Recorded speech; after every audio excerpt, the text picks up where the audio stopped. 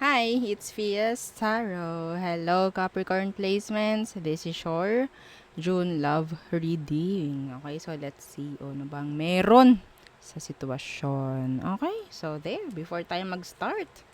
Yeah, kung di ka pa nakapag-subscribe, please do subscribe and hit the notification bell para lagi po tayo maging updated sa mga mangyayari pa lang. Okay, so yeah, let's start. Capricorn. Okay, Capricorns. Who is the person on your mind? Capricorn. The person on your mind. Capricorn, anong meron sa kanya? The Seven of Cups in reverse. Pwedeng water sign. Cancer, Scorpio, and Pisces. What's with that Seven of Cups in reverse? The Star. Ito yung taong talagang ikaw lang ang hiling. Ikaw lang ang hiling, ikaw lang ang gusto. Hindi malayong hindi ka nito kayang iwan. So, sa mga iba dyan na iniiwanan ng taong to, maybe hindi ito yung para sa inyong reading, no? So, may energy dito na itong taong to, sabihin nating, gustong gusto ka. Maybe vice versa. Yes, pwedeng Aquarius, pwedeng water sign. Malaki ang paghanga nito sa'yo. Yeah. Malaki. Okay. So, let's see. Ano bang meron sa sitwasyon, Capricorn? Anong meron sa sitwasyon?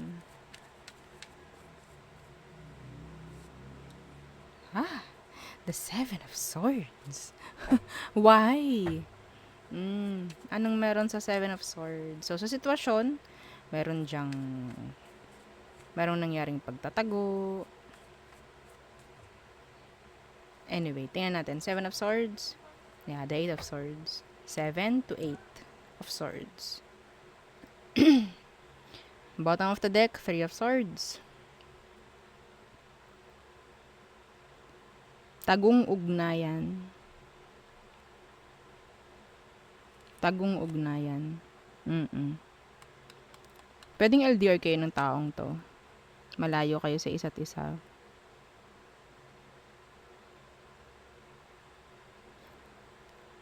Hindi ka nito, yeah. Pagdating sa sitwasyon, kahit walang kalinawan, andyan pa rin, balik. Or magi-stay. Kahit walang kalinawan. Yeah.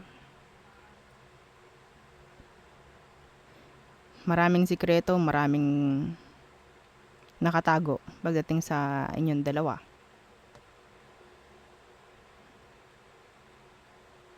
Andyan yung walang kasiguraduhan.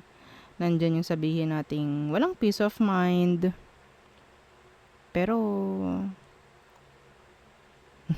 anong meron dito, Capricorn? Some of you merong bumabalik or binabalikan ka ng taong to. Nakikipag-ayos. Pero hindi mo alam kung anong intention. Ang nakuha ko lang kasi is pwedeng kayo lang gusto niya. Wala nang iba. Kung bumabalik. Or kung nandyan lang palagi talaga sa'yo. Wala, oo. Alam niyo yung ano, anong tawag doon? Anyway, yung mata nito sa'yo lang talaga eh. Okay, sa'yo lang nakatingin, sa'yo lang nakafocus. Let's see. Anong emosyon? Yan. Titingnan natin ano ba talaga ang emosyon nito. Deep down. Oo. Okay. So, ano ba ang totoong emosyon nito sa'yo, Capricorn? Temperance. Trying to be patient. Or maybe they're patient pagdating sa'yo. Pwedeng Sagittarius. What's with this temperance?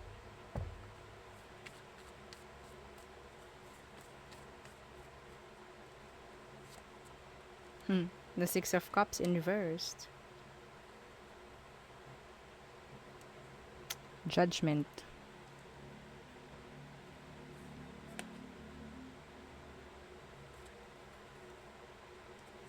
Itong taong to, sabihin nating still, talagang mag-hold on eh. Okay? Mag-hold on.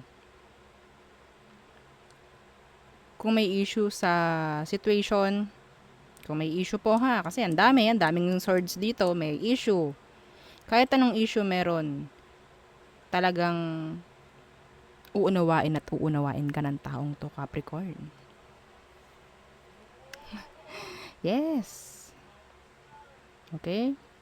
Water sign, air sign, Aqua, Sagittarius, Scorpio. Hindi ka to iiwan. Anong meron dito?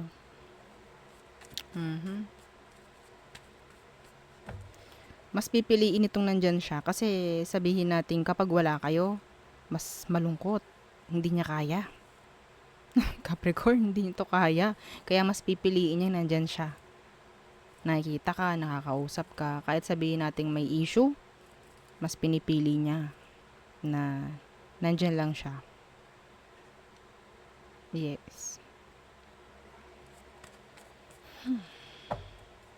What's their next action towards you, Capricorn?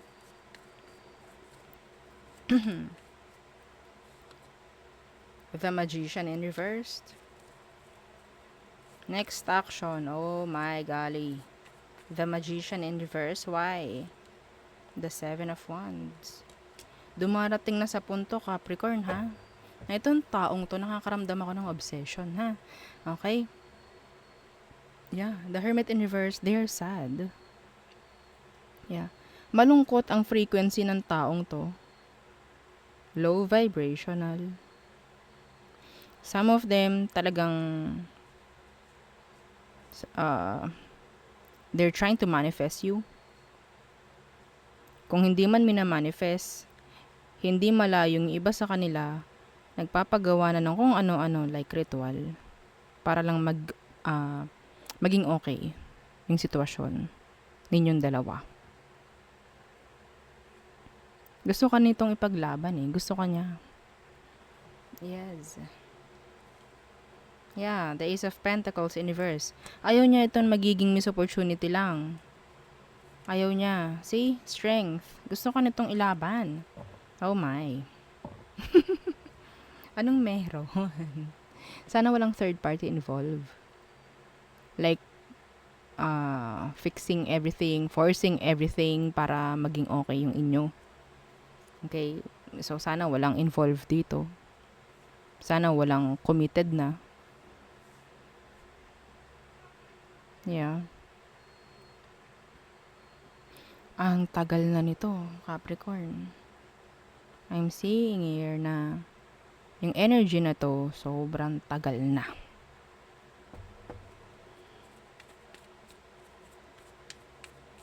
Kapag wala kayong connection nito or communication, hindi ka, sabihin nating nawawala sa utak nitong taong to. Ikaw at ikaw, pag kamulat nito, ikaw ang nasa utak niya. So, mas pinipili pa niya na kahit pangit yung sitwasyon, nandyan lang siya para sa'yo. Nandyan lang siya. Gusto ko nandito lang ako sa'yo, para sa'yo. Gusto ko nandito lang ako malapit sa'yo. Kung LDR kayo, gusto ko lagi lang tayo magkausap, lagi kitang nakikita. Kasi mas worst. Kasi worst yung buhay ko kapag wala ka. Kaya, tatanggapin ko na lang kung anong meron. Woo. Okay. So, anong outcome nyo? Page of Cups.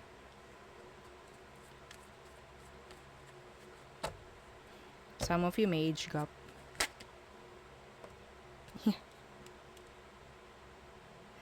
Yeah. The Queen of Pentacles, may age gap dito. Someone is offering. Yung iba sa inyo, pwedeng ikaw itong may anak na. Mapababae, mapalalaki ha. Itong taong to talagang willing yan. Ikaw lang ang gusto. See? The Lovers. This is like a connection na pwedeng tago. Okay? Tago. Yeah, the Four of Wands in reverse. The Two of Cups. Hindi pwedeng maging kayo like kayo na magkasama kayo in public.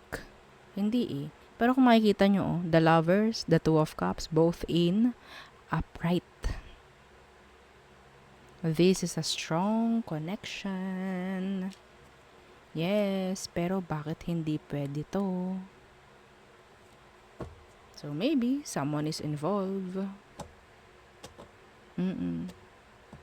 Meron ditong energy ng accepting, okay, giving pagdating sa situation. Yeah. Age gap rin. Malaking age gap yung iba sa inyo. Okay? Oh my golly.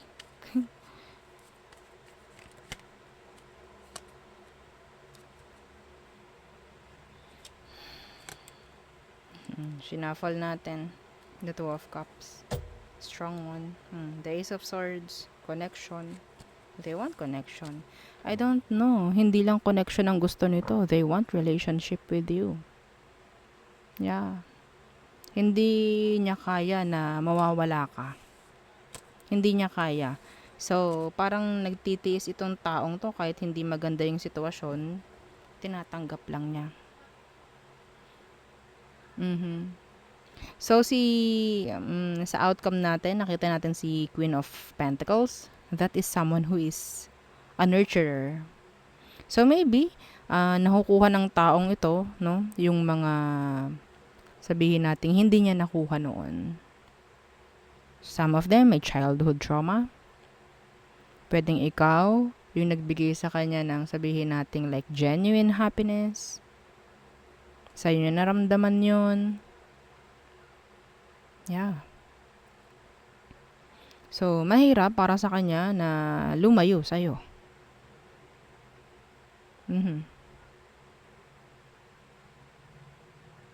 This is deep. This is, sad. A sad connection. I don't know, bakit hindi kayo pwede? So, may chance nga iba sa inyo is committed na already or someone is pwedeng may anak or, may anak and ang prioritize is anak lang. And, ang nakuha ko naman sa inyo is open yung communication ninyo sa isa't isa. Yun lang, mahalaga sa kanya yun. Mahalaga sa kanya yun. Ayaw niya nung mawawala ka, ayaw niya hindi kanya makikita kasi sasabog ang utak nitong ulo niya. Sasabog, kakaisip sa'yo. Hindi niya kaya. Yeah. Okay. So, sino kaya yun? Oo. Sino kaya yan? Comment down below. Nagpa-comment down. Oo. Tingnan natin. All signs Aries through Pisces. For Capricorn placements.